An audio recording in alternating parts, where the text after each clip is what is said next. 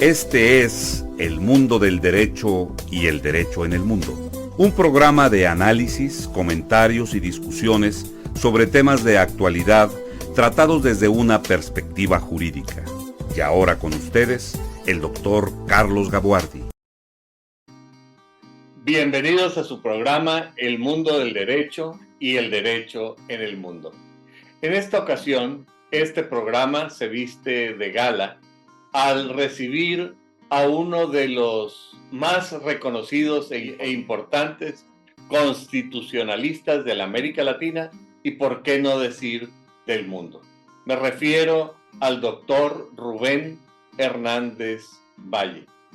Rubén es una persona muy interesante desde su origen vocacional. Su llamado hacia el derecho está vinculado con su propia historia familiar y con la historia familiar de su padre. Su papá era periodista que cubría el poder legislativo en Costa Rica y eso le fue abriendo la mente y la curiosidad hacia el ámbito del derecho constitucional. Él se formó en su educación básica en los Estados Unidos, pero posteriormente estudió la licenciatura en Derecho en la prestigiosa Universidad Nacional de Costa Rica, de donde se graduó. Y posteriormente, por influencia de uno de los maestros que tocaron su vida, me refiero al profesor de Derecho Administrativo Eduardo Ortiz, tuvo la oportunidad de ir a cursar estudios doctorales en la Universidad de La Sapienza en Roma, tierra que después lo habría de recibir como embajador de su patria, embajador de Costa Rica en Roma. Siendo estudiante de La Sapienza, Rubén se concentró o continuó concentrando sus estudios en el ámbito del derecho constitucional y su asesor de tesis doctoral, él mismo nos tendrá que comentar cuál fue su tema de tesis doctoral, fue el insigne maestro Mauro Capelletti.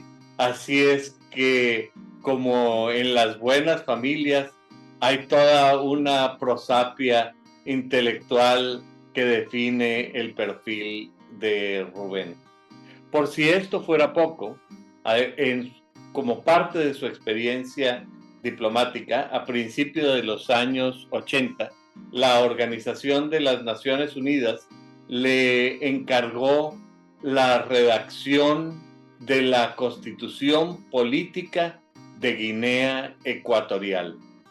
Esto tiene un antecedente y tiene una proyección.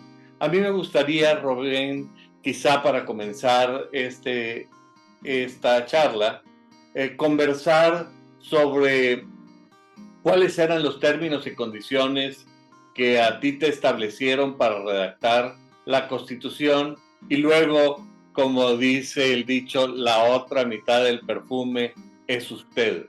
Me imagino que tú tenías una visión y a mí me gustaría también conocer cuál era esa visión y cómo se empató tu visión con los términos y condiciones que te estableció la Organización de las Naciones Unidas.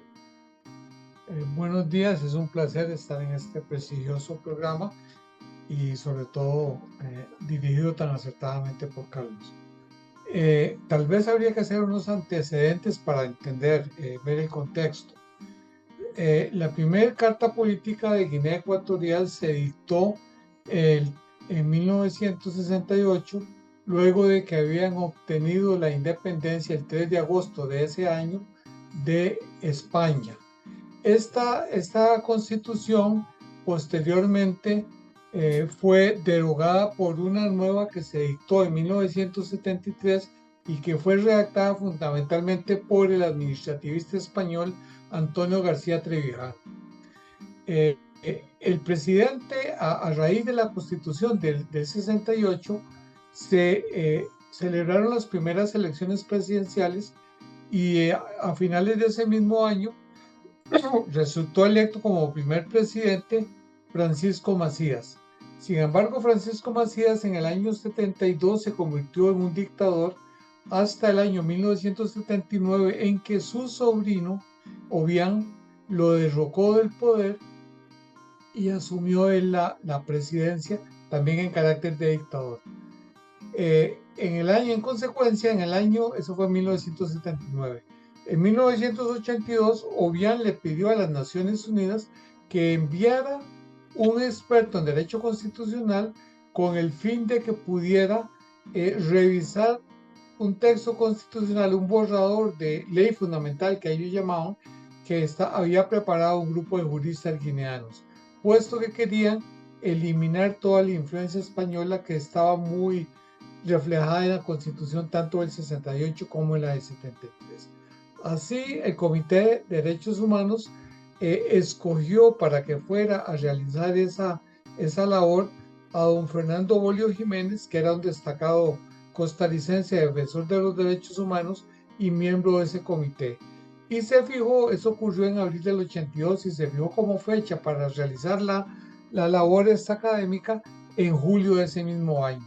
Sin embargo, el 8 de mayo de 1982, cuando entró al gobierno de Costa Rica, don Luis Alberto Monge Álvarez, nombró a don Fernando Bolio como ministro de Relaciones Exteriores. Entonces, don Fernando Bolio, lógicamente, tuvo que excusarse de realizar esta misión académica porque obviamente no iba a tener tiempo para hacerlo.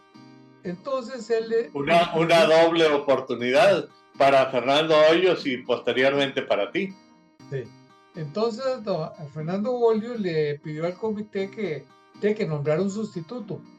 El comité le dijo que sugiriera a él alguien que tenía que ser lógicamente de habla española, porque en Guinea Ecuatorial es la única excolonia española en el África, pero que no tenía que ser un jurista español, puesto que en ese momento los españoles estaban siendo mal vistos en Guinea Ecuatorial, sobre todo porque las principales actividades económicas estaban en su poder. Entonces don Fernando me sugirió y el comité efectivamente me aceptó, y de esa manera arribé a Malabo, la antigua San Fernando Po, que es la capital de Guinea Ecuatorial, a inicios de julio de 1982, donde permanecí durante 24 días preparando la Constitución. Ese, digamos, fue el origen de la misión que cumplí. Ahora bien, para entender qué fue lo que se hizo y qué es lo que se propuso, hay que ver cuál era la situación, el contexto económico y social de Guinea Ecuatorial en ese momento. Guinea Ecuatorial en ese momento era un país muy, muy pobre. Era un país que subsistía únicamente con una exportación a pequeña escala de maderas, de cacao y de palma africana, y de aceite que provenía de la palma africana. Esas también eran sus únicas actividades económicas, y todas ellas estaban en manos de empresas españolas. Entonces, prácticamente los guineanos lo único que poseían eran los comercios locales. Y en ese momento, por ejemplo, en Malabo había solo 3 hoteles, 2 de los cuales pertenecían a españoles. De manera que había un dominio total, digamos, de la colonia española, de los colonizadores españoles sobre la economía de ese país.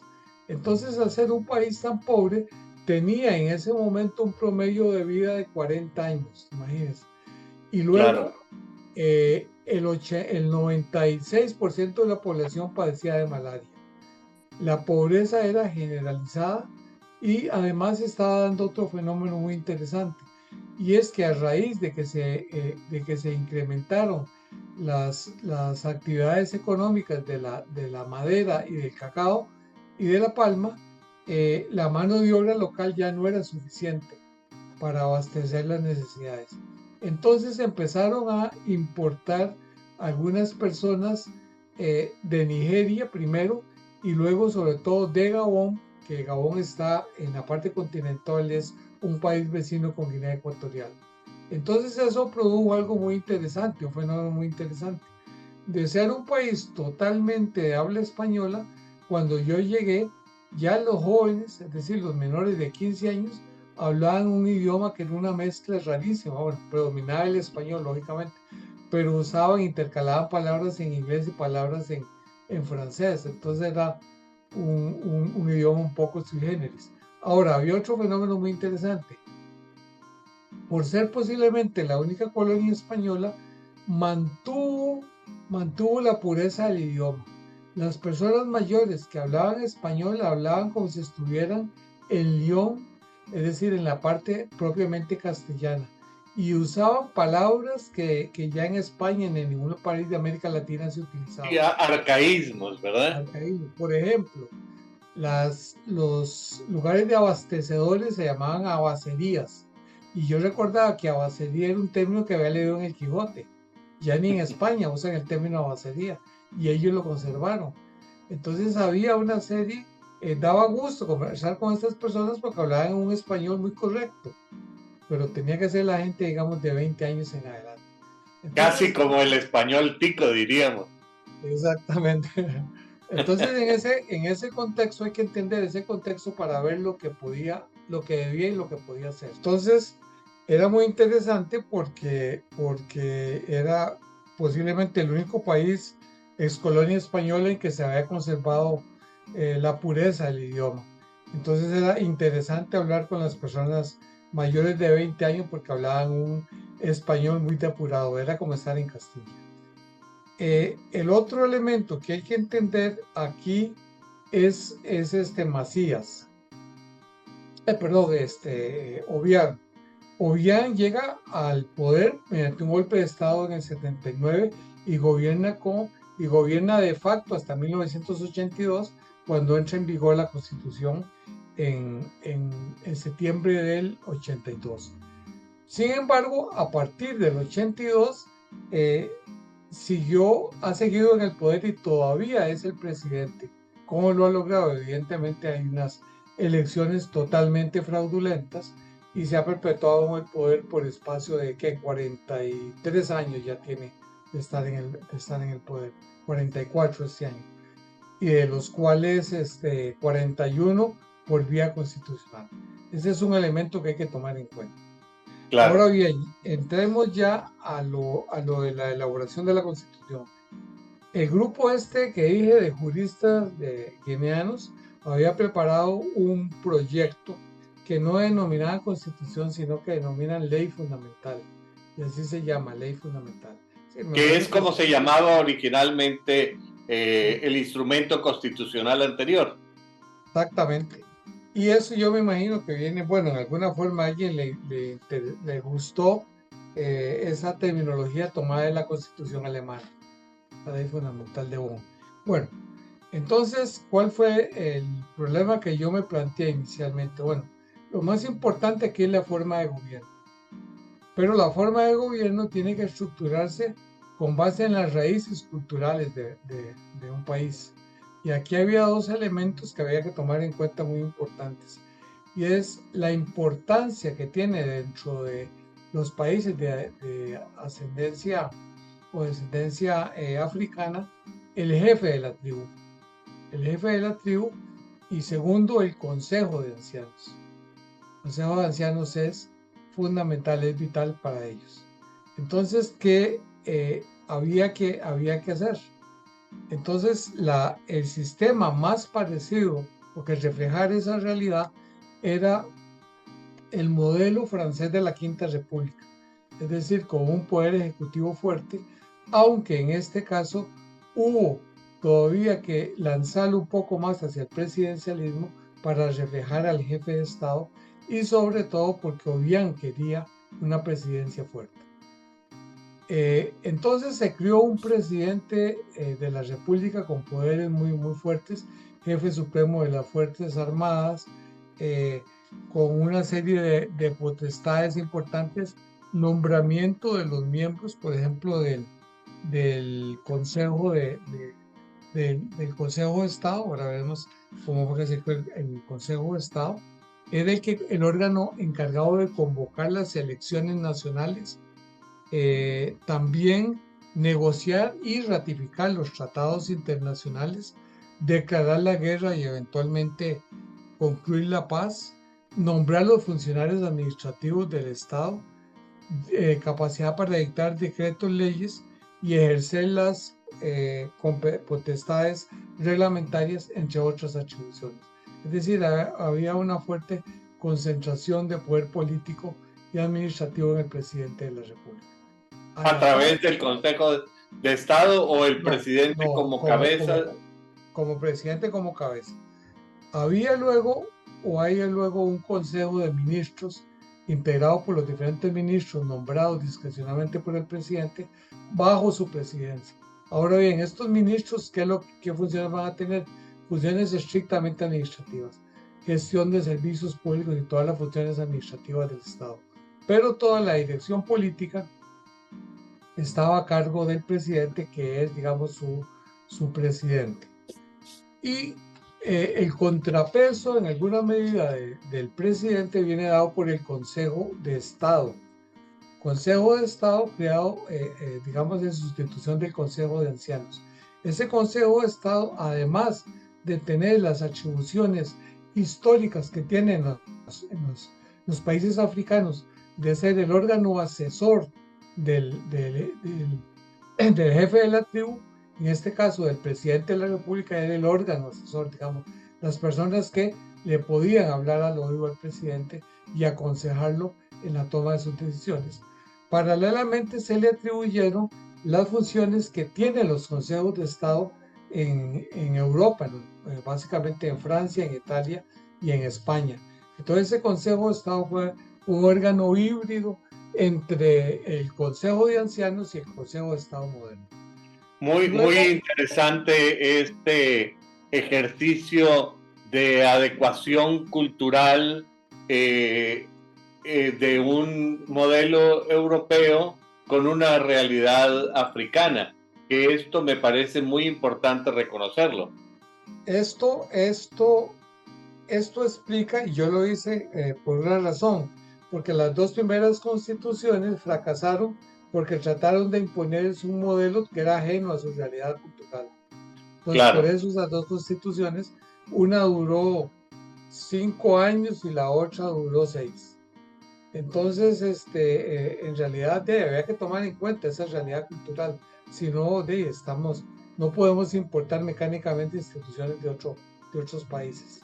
Quizá esto de alguna manera nos lleva un poco a hablar del preámbulo, que a diferencia de algunas otras constituciones en el mundo, esta contiene un preámbulo relativamente amplio en su contenido y que hace efectivamente una referencia a la autoridad carismática de la familia tradicional como base de la organización ecuatoguineana, pero también hace una referencia a la Declaración Universal de los Derechos del Hombre y a la Carta Africana de los Derechos del Hombre y de los Pueblos. A mí me gustaría aprovechar esta beta sobre la naturaleza propia de la cultura africana y ecuatoguineana, y si estos principios se incorporan de una manera obligatoria o vinculante o como parte integral del texto constitucional. Bueno, hay dos aspectos. Uno es que había que incluir necesariamente a las Naciones Unidas, porque Naciones Unidas estaba, digamos, promocionando y era el que estaba dando toda la asesoría técnica. Entonces, lógicamente, tenía que haber alguna referencia en el preámbulo de las Naciones Unidas. Y de paso, como ya existía la Carta de los Derechos africanos, estando Guinea Ecuatorial ubicada en ese continente, lo lógico era hacer esa referencia. Ahora bien, esto plantea un tema muy interesante. Inclusive hay un libro que se llama El valor jurídico de los preámbulos de la Constitución. Claro. Fue escrito fue publicado en España, y cada una persona diferente escribió sobre su respectivo país. A mí me tocó desarrollar el caso de Costa Rica. Entonces hubo que plantearse, bueno, ¿qué valor jurídico tiene el preámbulo? En algunos países tiene un valor estrictamente, digamos, ceremonial, nada más protocolario, no tiene ninguna trascendencia jurídica. En otros, sin embargo, tiene un valor interpretativo, sirve para interpretar el texto a la luz de lo que dice el preámbulo. En otros, en muy pocos países, se le da estrictamente un valor jurídico. ¿Por qué? Porque normalmente el preámbulo es muy genérico, lo que desarrolla son valores y muy pocos establecen algunos principios que sí son, digamos, que podrían tener algún efecto jurídico. Entonces, en este caso, vean que el preámbulo más bien nos va a dar un sentido de los valores, que habla de la familia tradicional, apela más bien a valores que a principios. Entonces yo diría que este preámbulo sirve para interpretar esa ley fundamental a la luz de todos estos valores que consagra el preámbulo. Muy interesante, porque efectivamente, por ejemplo, en el caso de los Estados Unidos, no se le da ningún valor al preámbulo, a pesar de que establece el fundamento de la base de la cultura democrática que prevalece en aquel país. Así es. Bueno, lo otro aspecto importante yo diría que hay 2 o 3 aspectos más de relevancia en la Constitución. Uno es el artículo 7 que habla del territorio, y ese es tal vez el más importante. Los guineanos desde ese momento tenían fundadas sospechas o evidencia más bien de que en la zona un poco alejada del mar patrimonial existían ricos yacimientos de hidrocarburos. Tan es así que habían logrado que algunas empresas extranjeras obtuvieran una especie de concesiones para explorar y, por ejemplo, a cambio de eso, una de ellas lo que le había pagado en ese momento con la donación de 12 Mercedes-Benz, que eran los que usaban todos los funcionarios de Guinea. Inclusive, o sea que en todos lados se cuecen habas.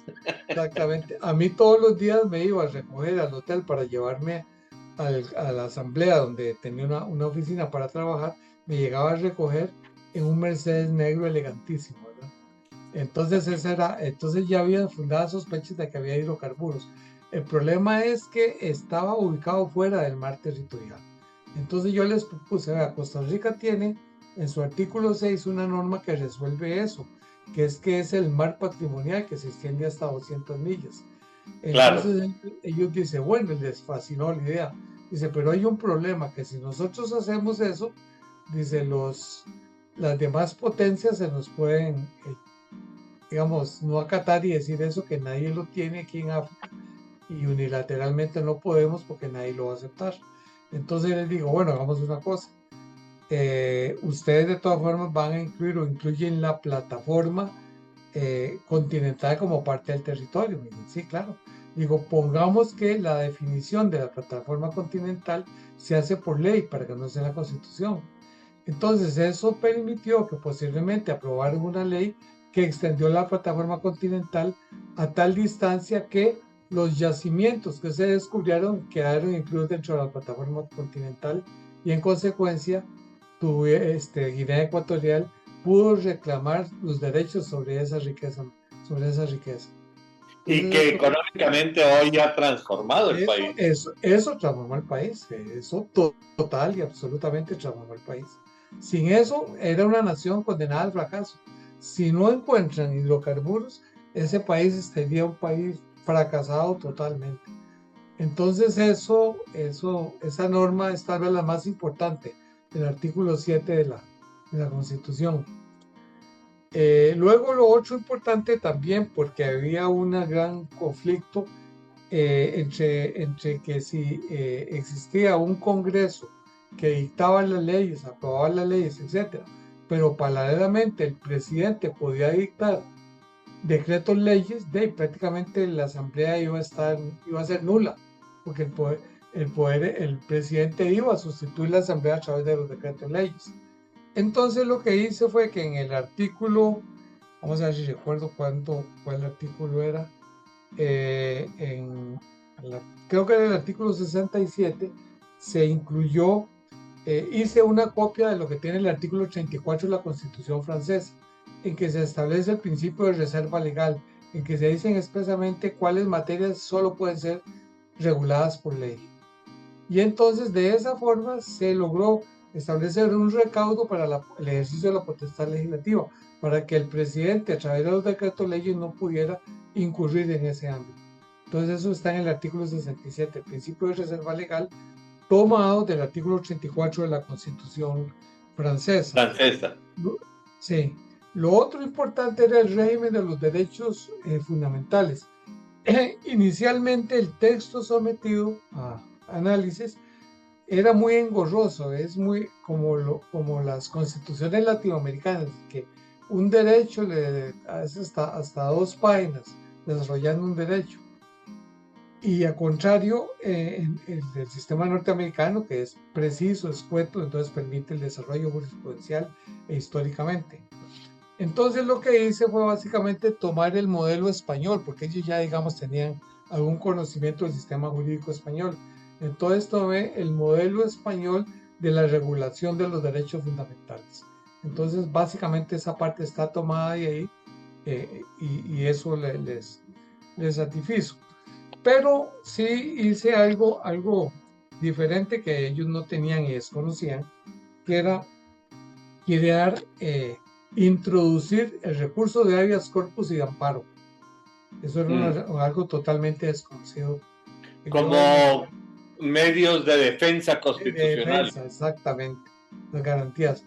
¿Por qué? Porque eso se le dio a los tribunales ordinarios, porque lo que era el control de constitucionalidad, el presidente lo tiene, tanto preventivamente como en Francia, que lo ejerce el Consejo Constitucional. El presidente ejerce el control preventivo de constitucionalidad sobre las leyes institucionales, leyes orgánicas, la tecnología francesa, y ejerce el control a posteriori de constitucionalidad. Entonces, había que tutelar los derechos. ¿A través de una sala constitucional como ocurre en Costa Rica o cómo? No, el presidente, inicialmente. Me refiero a los recursos de amparo y de habeas corpus. Bueno, eso fue, así se planteó inicialmente porque había cosas que había que negociar con el gobierno, había cosas que no se podían. Yo traté de introducir una sala constitucional, un tribunal constitucional, pero ellos decían que no, que al presidente esa facultad no se le podían quitar. Entonces, en las negociaciones quedó así, pero sí logré que aceptaran el habeas corpus y el amparo por la jurisdicción ordinaria. Sin embargo, esa constitución ha sido reformada en el 95 y en el 12. Y en una de esas reformas justamente se introdujo el Tribunal Constitucional. Se les sustrajo la potestad del control de constitucionalidad al presidente y el recurso de habeas corpus y amparo se le atribuyó al Tribunal Constitucional. Pero en 1982, dado el contexto económico, social y político de ese momento, no estaban preparados para eso. Yo traté de introducir otro instituto tomado de Costa Rica, como es el Tribunal Supremo de Elecciones, y eso tampoco lo pude negociar, no lo aceptaron, porque en la Constitución, ¿cómo quedó? Quedó que el que convoca elecciones es el presidente, y el que declara las elecciones, los ganadores, es el Consejo de Estado. Pero, ¿qué ocurre? El Consejo de Estado tiene 11 miembros, presidida por el presidente, con el presidente de la Cámara, el presidente del Poder Judicial, y los 8 restantes miembros son de elección discrecional del presidente. Es decir, ahí están sus amigos. Entonces, él prácticamente tiene 9 votos en el Consejo de Estado. Entonces, eso es lo que ha permitido, por ejemplo, a lo largo de estos 40 años, que Obiang se siga religiendo. Claro. Entonces, eso sí no lo aceptaron. Digamos, la materia electoral, ahí no puede lograr de que se creara un órgano independiente, sino que eso está controlado por el presidente y el Consejo de Estado. Pero sí se logró, y por dicha evolucionar hacia un tribunal constitucional, toda la materia de justicia constitucional propiamente dicha. Ahora, el texto finalmente que yo terminé consensuando con estos asesores, se sometió a un referéndum popular el 15 de agosto del 82, obtuvo como el 97.5% de apoyo y finalmente entró en vigor el 7 de septiembre del mismo año, de 1982. Entonces ya ahí se volvió nuevamente a la institucionalidad. Entonces, digamos, esos son los rasgos fundamentales de la Constitución y, digamos, los avatares en que hubo que llegar. Muchas de los aspectos que tiene, a mí no quedé satisfecho, pero en el fondo era una negociación. Yo no podía imponer totalmente el texto. Logré meter muchas cosas, pero por ejemplo, el sistema de gobierno, el que el presidente tuviera poderes tan exacerbados, yo lógicamente no estaba de acuerdo, pero eso era innegociable. Sí, Era claro, totalmente. hay, por una parte, la realidad política que tú la mencionaste claramente desde el principio y tratándose, digamos, de un presidente permanente, para no usar el término dictador, pues realmente bastante mérito es que él hubiera aceptado, digamos, tener un instrumento constitucional de la naturaleza que tú le propusiste, y eventualmente me parece que el éxito de esta constitución se ha sellado con los años de duración que lleva, porque es una constitución que ya hoy tiene 41 años. Exactamente. Y entonces de ella, al ir aplicándola poco a poco, han ido desarrollando los principios. A mí me agradó mucho que en una de esas dos reformas constitucionales se creara el Tribunal Constitucional. Finalmente aprendieron que la Al forma, estilo europeo, me imagino. exactamente, se dieron cuenta, yo se los propuse desde el principio, pero no, ellos no querían quitar el control de constitucionalidad en manos del presidente. Y se lo quitaron posteriormente, ahora, en una de las reformas constitucionales, y crearon un tribunal independiente. A mí me parece que eso es un gran logro. Desgraciadamente todavía no han dado el salto hacia el tribunal electoral independiente político, pero yo creo que algún día, posiblemente cuando sustituyan a Obiang, se tendrá necesariamente que llegar a eso. Y eventualmente habría que reconocerle a Obiang que si él se hubiera opuesto en definitiva a cualquiera de estas reformas, pues ninguna se podría haber logrado. De alguna manera, estas han ido, si no con su bendición, por lo menos con su tolerancia. Ellos entendieron algo, definitivamente no era gente nada tonta, sobre todo digamos, asesor principal, en el sentido de que si ellos no aceptaban ciertos aspectos que yo les puse, iban a perder la colaboración de las Naciones Unidas. Y las Naciones Unidas después fue fundamental porque mandaron asesores a preparar todas las leyes orgánicas del Poder Judicial, mandaron asesores a organizar y fundar el Banco Central. Entonces, toda esa cooperación internacional en alguna medida estaba sujeta a que ellos aceptaran un mínimo de regulaciones, digamos, occidentales en cuanto a la forma de gobierno y a la forma y respeto a los derechos fundamentales. Entonces, yo creo que ellos, en parte, aunque no estuvieran totalmente de acuerdo, terminaron aceptando muchas de estas instituciones porque ellos requerían de esto para seguir obteniendo ayuda internacional en los diversos campos, como efectivamente lo obtuvieron.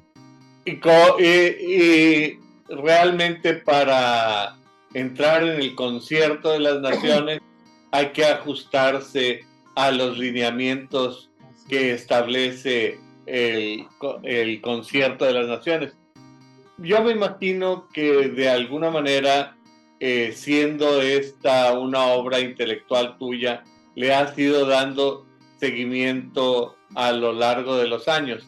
Y esta pregunta la hago porque una figura jurídica, una institución jurídica en un contexto nace de una manera y crece de una manera, pero en otro contexto económico, cultural, etcétera, se desarrolla de manera distinta. Entonces, a mí me gustaría preguntarte cómo ha ido evolucionando la cultura constitucional ecuatoguineana a partir de este instrumento que tú desarrollaste, cómo ha sido interpretado, qué ha dicho la doctrina, en fin. Bueno, evidentemente, cualquier texto está condicionado por los aspectos, por las coordenadas tiempo, espacio y los aspectos culturales. Evidentemente no se han desarrollado como quisiera, por ejemplo, todo el tema de protección de los derechos fundamentales, como por ejemplo, se ha desarrollado en España. Pero sí hay evidentemente una mejoría muy notable respecto a lo que existía anteriormente. Y en algunos campos inclusive fue novedoso porque había derechos que no estaban protegidos del todo en el ámbito, y sobre todo, digamos, los instrumentos procesales para tutelar esos derechos. Eso era totalmente desconocido. Si a alguien le violaban un derecho, no tenía un recurso judicial para impugnarlo, ni ante quién impugnarlo. Entonces, eso, bueno, ya en 40 años ya hay una nueva generación, hay muchos abogados ya que se han formado en Europa, básicamente en España, y que algunos en Francia. Entonces, todo ha ido evolucionando. Y me parece, yo creo que ya en pocos años va a homologarse prácticamente digamos, a los estándares europeos. Ahora, me imagino que esta implementación y el establecimiento de los recursos de habeas corpus y el recurso de amparo a través de los tribunales ordinarios de alguna manera orientaban hacia un control difuso de la Constitución. A mí me gustaría que me conversaras cómo se fue dando este control difuso de la Constitución a través de los tribunales ordinarios y cómo ha sido el salto a partir del nuevo Tribunal Constitucional ecuatoguineano. Bueno, es el control difuso a través del amparo y del habeas corpus en realidad empata con lo que se establece en España, que el control lo ejercen todos los tribunales, salvo en algunos casos que el asunto puede llegar por vía del amparo en apelación ante el Tribunal Constitucional. Entonces ellos lo que han hecho es conservar el sistema español o adaptar el sistema español. Los tribunales siguen ejerciendo el control del habeas corpus y del amparo, y ciertos casos van en apelación al Tribunal Constitucional. Entonces el Tribunal Constitucional lo que asumió enteramente es el tema del control de constitucionalidad, al igual que en España. O sea que el canal a través del cual se llega al Tribunal Constitucional es a través del recurso de apelación. Exactamente. Igual que ocurre en España. Es decir, es un control judicial. En el fondo, es un control judicial del amparo. Esto es, con franqueza, muy interesante, pero veo yo que en estos sistemas de Tribunal Constitucional hay una especie de bifurcación entre la justicia ordinaria y la justicia constitucional, cosa que no ocurre en algunos otros países. Sí, a mí lo que no me gusta de estos sistemas es que es un sistema, digamos, en alguna forma complementario, porque actúan en el momento en que el tribunal fracasa en tutelar el derecho. No es inicial, en que lo lógico es la impugnación directamente de la actuación, de la conducta administrativa. ¿Por qué? Porque si el asunto va al tribunal y hay que esperar que un tribunal resuelva, y en ese momento... En primera instancia, claro. Exactamente, ¿qué va a ocurrir? Que en la mayoría de los casos la violación se vuelve irreversible. Entonces, al final de cuentas, no se va a tutelar el ejercicio del derecho, lo que se va a es indemnizar a la persona por haber sufrido la violación de un derecho. Y entonces el sentido primario de la jurisdicción constitucional se pierde. que es la tutela del derecho, es evitar que el derecho sea conculcado, o si el derecho ha sido conculcado, que inmediatamente se restituya su ejercicio. Pero si la forma de llegar a su restitución final es esperar primero que ocurra en vía administrativa, luego ir a un tribunal y es la resolución del tribunal la que se impugna, ya en ese momento termina siendo una jurisdicción indemnizatoria. Y a partir de tu visión del derecho constitucional comparado, ¿cuáles serían las soluciones que tú ofrecerías conservando este criterio de adecuación a la cultura africana? Respecto a que bueno, yo creo que habría evidentemente que restringir los poderes del presidente, habría que redistribuir mejor los poderes, es decir, el presidente es demasiado poder.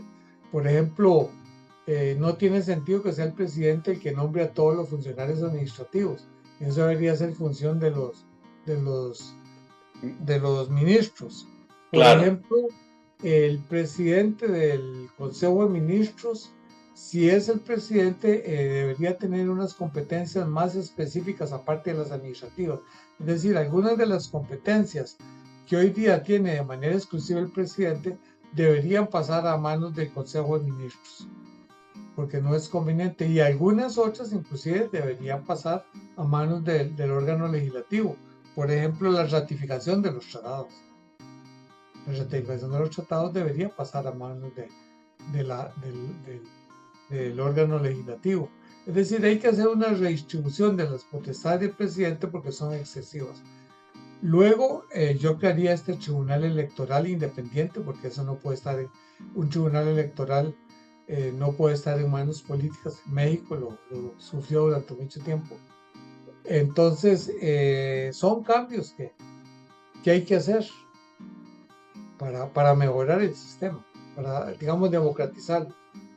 Y digamos desde el punto de vista estructural, pero por otra parte, a mí me parece que este tema del reconocimiento de la importancia de las culturas aborígenes es un tema que ha cobrado cada vez mayor importancia alrededor del mundo y ha sido claro en América en los últimos años. A mí me parece que este reconocimiento de la importancia cultural incorporado en la Constitución ecuatoguineana de 1982, de alguna manera se adelantó a su tiempo, se adelantó a su época, pero eso explica quizá lo incipiente, lo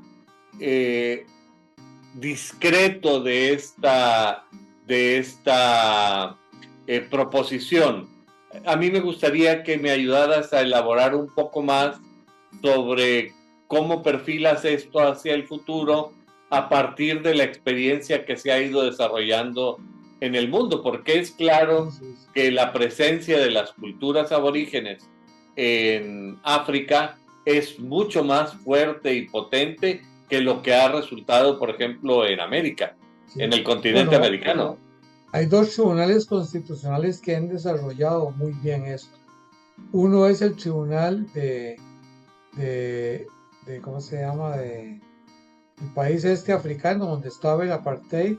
Sí, Sudáfrica. Sudáfrica, el Tribunal Constitucional ha hecho un desarrollo fabuloso sobre los derechos de los habitantes aborígenes, pero el tribunal que ha llevado eso a la perfección es el Tribunal Constitucional o la Corte Suprema canadiense. En Canadá ha habido un desarrollo extraordinario en esta materia. En América Latina ha empezado a calar esto, sobre todo luego de algunas sentencias de la Corte Interamericana. La Corte Interamericana ha dictado algunas sentencias, sobre todo en favor de los indígenas, que han ido calando poco a poco en los países, y entonces se ha empezado a dictar legislación o inclusive jurisprudencia tutelando los derechos de estos grupos marginados, es decir, de estos grupos aborígenes. Pero obviamente todavía hay un largo camino que recorrer, porque a veces muchos de estos derechos que se otorgan a estos grupos originarios entran en evidente conflicto con los derechos de los demás habitantes del país. Por ejemplo, el caso típico son las creaciones de las reservas indígenas. Se crean reservas indígenas en lugares que se supone que los indígenas han sido siempre sus pobladores. Sin embargo, muchas personas locales han adquirido propiedades al amparo del registro público, es decir, de una institución estatal, y ejercen su derecho a propiedad privada. De pronto se establece una reserva indígena y esas personas tienen que desocupar esas tierras. Y en algunos casos inclusive la desocupan sin que haya un pago de indemnización previo. En el fondo es una expropiación de hecho.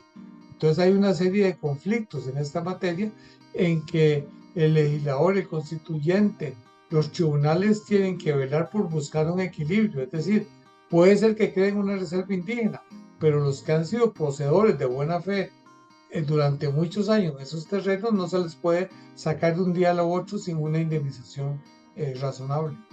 Entonces son temas que todavía están abiertos en América Latina.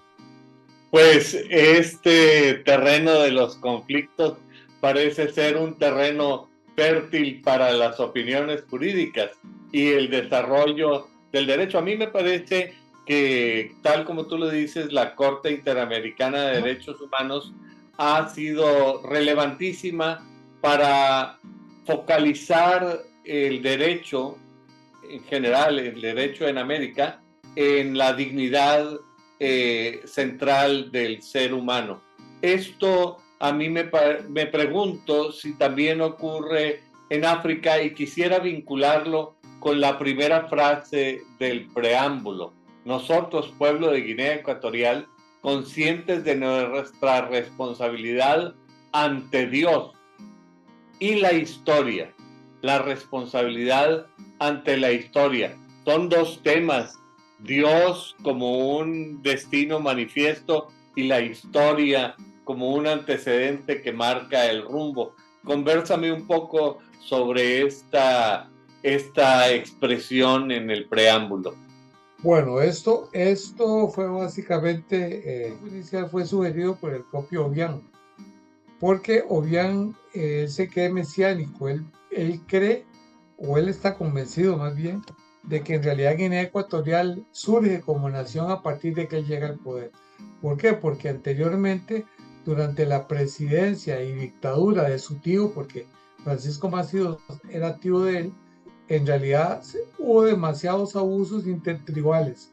Es decir, todavía en Guinea Ecuatorial eso se ha ido superando con el tiempo.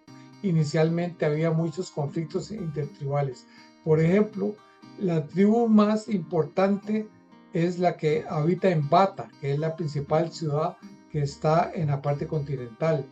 Y los habitantes de Malabo, que ahí en realidad son cuatro islas, ahí está en la isla principal, en Malabo, en realidad pertenecen a otra etnia, porque ese es un país que tiene diferentes etnias. Por ejemplo, algo que muy poca gente sabe, Guinea Ecuatorial es uno de los pocos países que todavía conserva una población importante de pigmeos y no los tocan, es como reserva natural porque son ariscos y viven en completa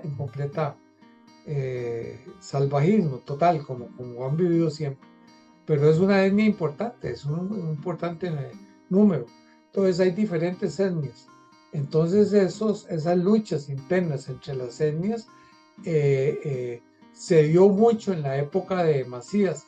Y entonces Macías, su etnia, fue muy cruel con las... ¿La etnia de Macías es cuál? La de Bata, es que no recuerdo cómo se llama, las que tienen en Bata. Entonces ese era terrible y entonces Macías hizo unas cosas horribles. A mí me contaban, no sé si será cierto o no, que Macías cuando tenía algún enemigo político lo traían y le trepanaban el cerebro y se tomaban los sesos. Eso es muy corriente en África, todavía en Guinea Ecuatorial. Cuando yo fui, se hablaba que lo hacían con los monos, que los monos los trepanan y se comen los sesos, dicen que es un delicatessen. Y parece que Macías sustituyó los monos por los opositores. Eso decía. Bueno, aquí en México había unas partes del país donde se comían los sesos de los monos, pero estas cruentas luchas africanas han sido claras en Biafra, han sido claras con los conflictos entre Ruanda y Burundi. Es decir, parece que los conflictos entre etnias en África pueden llegar a ser muy cruentos. Sí. Entonces, obvian siempre que el Estado se había fundado cuando llegó al poder, porque anteriormente el tío no fue en realidad, era una lucha entre tribales, y él imponía su voluntad a favor de su tribu. Él considera que es a partir de su llegada al poder que se funda realmente el Estado nigeriano. Entonces, por eso esta frase inicialmente. Él lo que dice es que la historia lo va a reconocer como el fundador del patria. Parece que también en ese tópico de presidentes mesiánicos en México podríamos decir, podríamos tener algo que decir.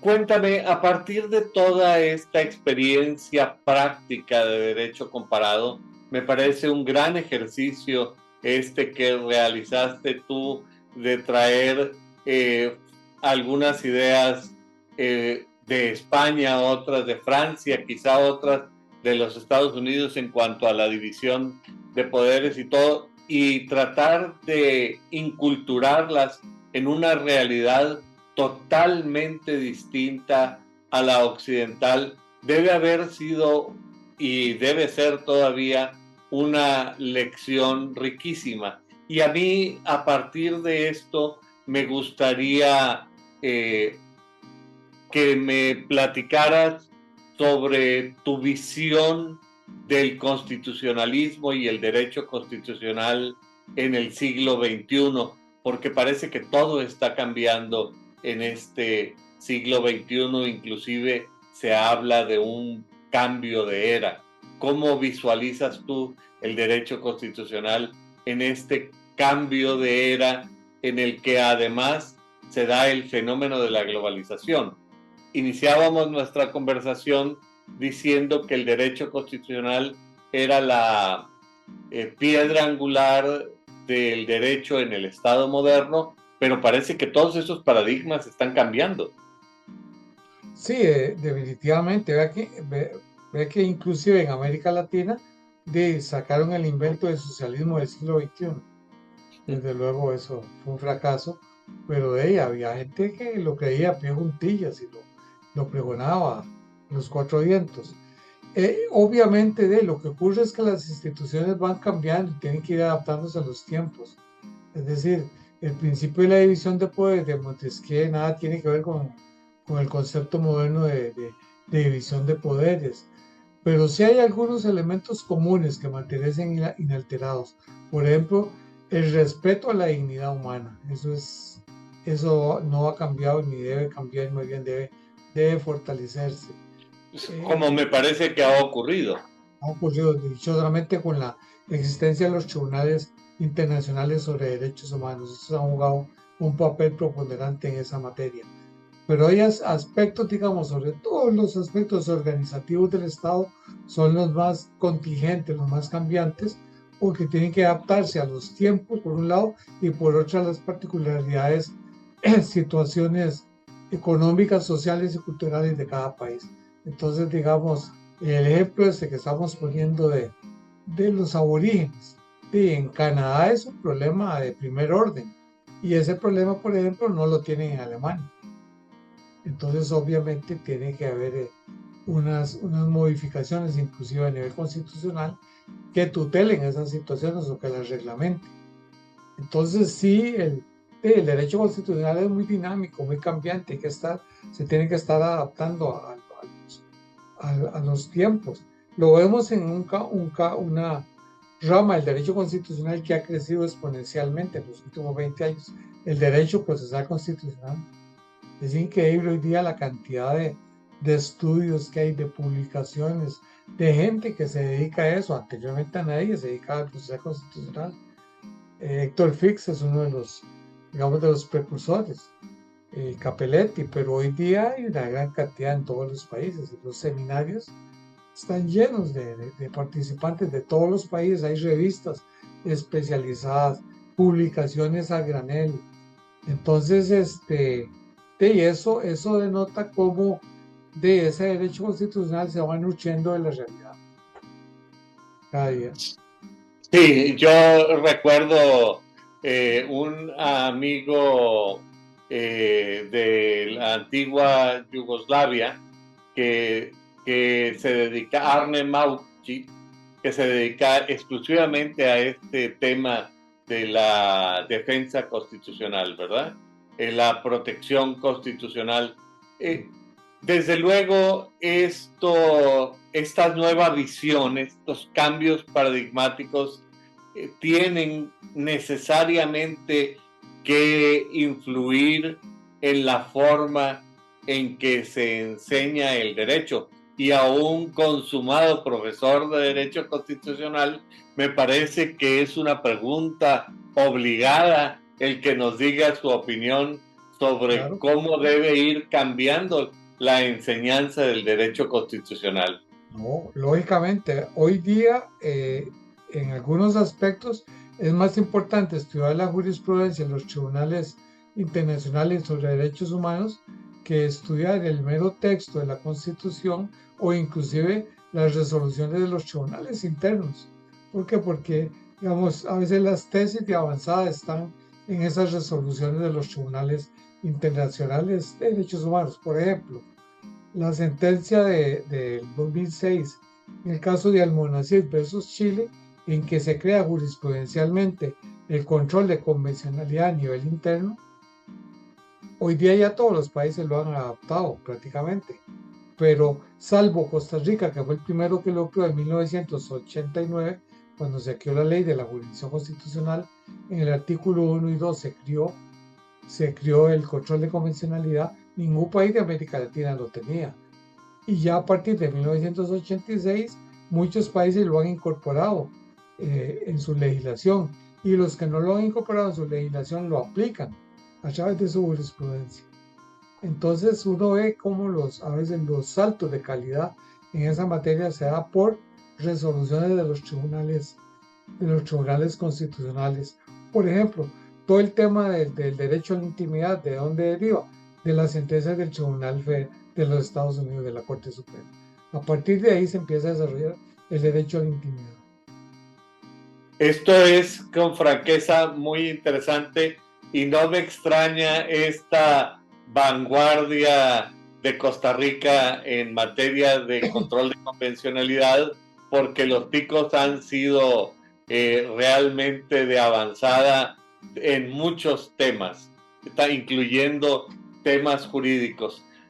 No cabe duda que cuando uno conversa cómodamente el tiempo vuela. Sin embargo, es necesario de alguna manera cerrar el programa. Y al irnos acercando al final, a mí me gustaría que tú nos ayudaras con una reflexión como que sirviera como puesta en común a lo que hemos estado conversando y a la vez dirigieras un mensaje al público que semana a semana nos hace el favor de acompañarnos en este programa. Bueno, yo diría que el principal mensaje es recordar que la lucha por la dignidad y la libertad humana son inagotables, que deben perseguirse siempre. Es como caminar hacia un horizonte en que se camina y se sabe de antemano que no se va a llegar, pero uno no debe cesar en ese afán por tratar de alcanzar el horizonte. Lo mismo ocurre en el derecho, es decir, uno sabe que nunca va a haber una orbe, todos los países van a estar gobernados por la justicia, ni que habrá plena libertad para sus habitantes, pero hay que luchar incesantemente todos los días por alcanzar ese objetivo. Esto a mí me parece que es muy importante porque a la vez que nos mantiene en un constante estado de vigilancia con respecto a lo que está ocurriendo en nuestro entorno, también nos llena de esperanza en que siempre habrá una posibilidad más allá. Rubén, con franqueza te agradezco toda tu generosidad en compartirnos estas cosas. Me gustaría que nuevamente te pudieras reunir conmigo en estos micrófonos para tratar algunos de estos interesantísimos temas del derecho constitucional y de tu experiencia como jurista costarricense con vocación global, y al público que semana a semana nos hace el favor de acompañarnos, les recuerdo que para nosotros es muy importante conocer su opinión. Nos gustaría desarrollar los temas que puedan ser de su especial interés. Así es que agradeciéndote nuevamente tu participación, quedamos a sus órdenes hasta la próxima semana. Muchas gracias, Rubén. Mucho gusto. Gusto verte.